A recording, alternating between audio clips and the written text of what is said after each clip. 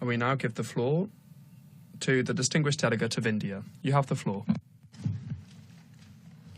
Madam Chair,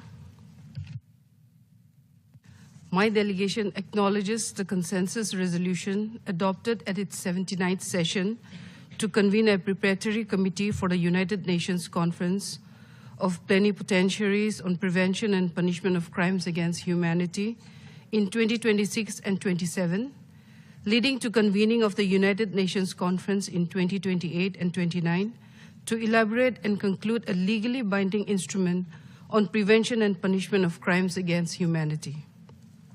We are of the view that states bear the primary responsibility and obligation to ensure justice and accountability for the most egregious violations of human rights and mass atrocities committed either in their territory or by their nationals.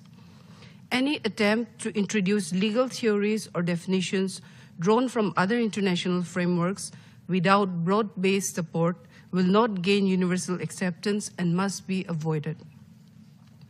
Any legally binding treaty must give due regard to the diversity of legal systems and unequivocally respect national sovereignty.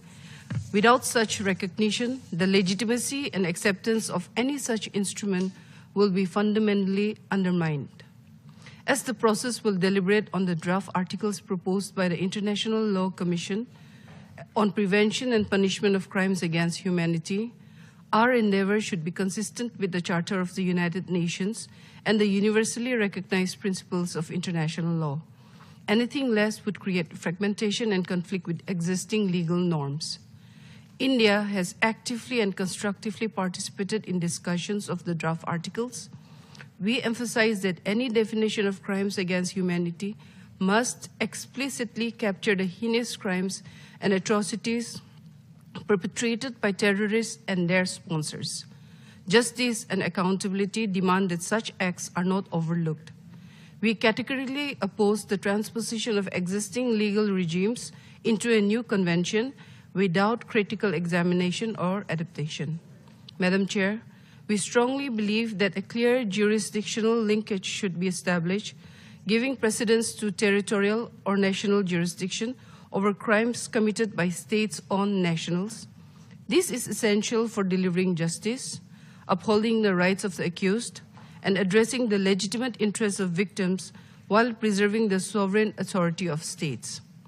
The draft articles should not, under any circumstance, override or diminish a state's sovereign right to address crimes, including crimes against humanity, through its own judicial processes and penal codes. National mechanisms must remain central. It is worth underscoring that existing international legal instruments already comprehensively address crimes against humanity. The draft articles are inspired by the Rome Statute of the International Criminal Court.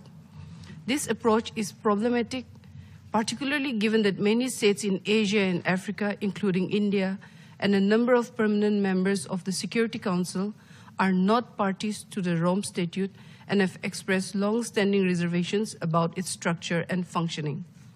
Since 2005, the manner in which the referrals of situations to the International Criminal Court are made, especially the haste with which such referrals have been made, have come under criticism.